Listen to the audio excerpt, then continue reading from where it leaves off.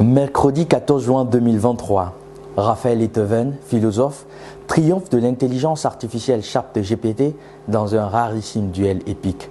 Cette joute aux allures dissertatives a révélé l'incapacité de l'IA à proposer un texte pertinent et fin à la hauteur de l'humain sur une question existentielle. Le bonheur est-il affaire de raison? Phrases longues et creuses, absence de problématiques sont entre autres les reproches qui lui sont faits. Le jury en conclut simplement que l'IA n'est pas capable de penser, de réfléchir, de contextualiser, de s'adapter.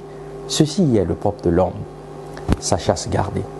L'intelligence est un concept épais. Toute entreprise de définition est en soi un risque, surtout lorsque le temps qui nous est imparti est bref.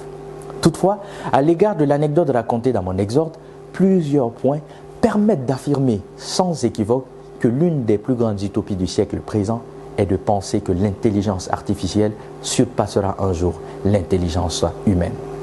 En réalité, l'IA ne peut guère inventer, innover. Elle ne possède pas le génie créateur abstrait de l'humain qui lui permet de partir de rien et de créer tout. Car malgré sa formidable capacité d'analyse de données, elle n'est point dotée d'une conscience réflexive.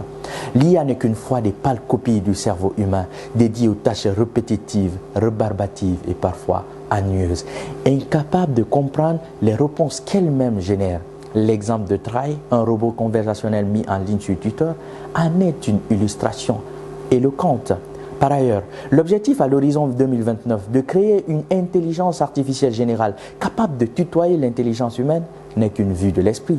L'intelligence émotionnelle, relationnelle, intuitive font partie de l'âme d'humain qui ne sont pas codables, permettez-moi le néologisme, insaisissable, immatériel, indomptable. Si l'humain, créature, n'a pas pu surpasser Dieu, son créateur, l'intelligence artificielle, créature, ne surpassera jamais l'humain, son créateur. Le produit des extraits est toujours égal au produit des moins.